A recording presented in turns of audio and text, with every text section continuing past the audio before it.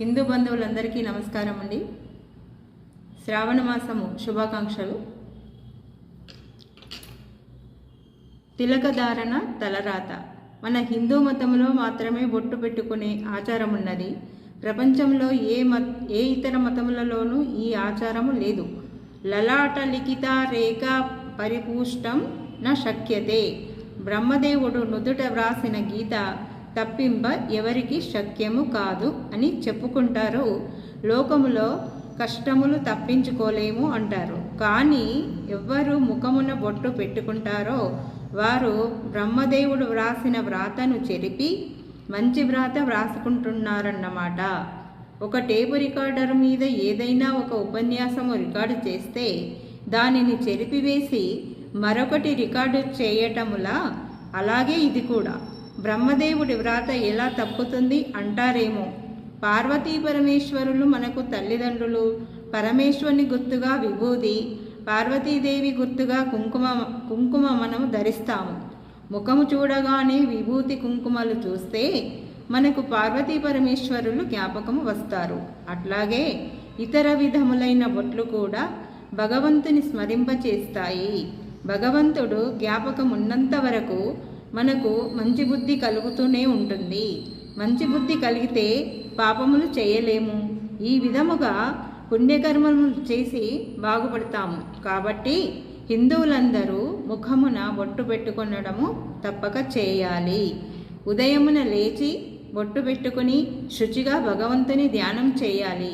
తమకు ఇష్టము వచ్చిన స్తోత్రమునో శ్లోకమునో మంత్రమునో చదువుకొని భగవంతుని మానసికంగా ప్రార్థించాలి. కేవలము తమ క్షేమము కొరకు మాత్రమే భగవంతుడిని ప్రార్థించకూడదు.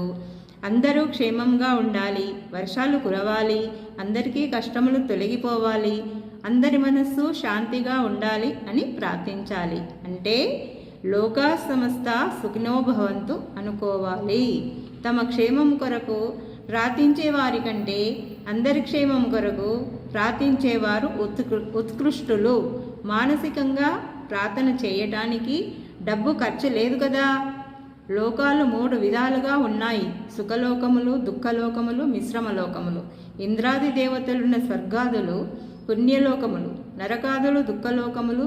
స్వర్గంలో దుఃఖం ఉండదు, నరకములో సుఖముండదు. మానవలోకము మిశ్రమలోకము. ఇక్కడ సుఖము దుఃఖము రెండూ ఉంటవి. సుఖ దుఃఖములు రెండూ తెలుసు కాబట్టే దుఃఖము తొలగించేందుకు సుఖము కలిగేందుకు పుణ్యకర్మ చేయాలి. స్వర్గ నరకాదులలో దేనిని పొందడానికైనా మార్గము మానవలోకంలోనే ఉన్నది. జంతునాం నరజన్మ దుర్లభం అన్నారు శంకరులు. అట్టి మానవ జన్మ పొందిన తర్వాత దానిని వ్యర్థం చేయకూడదు.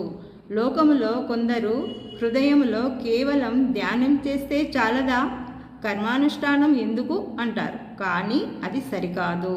మానవుడు తరించడానికి ఈశ్వర భక్తి కర్మానుష్ఠానము రెండూ ఉండాలి.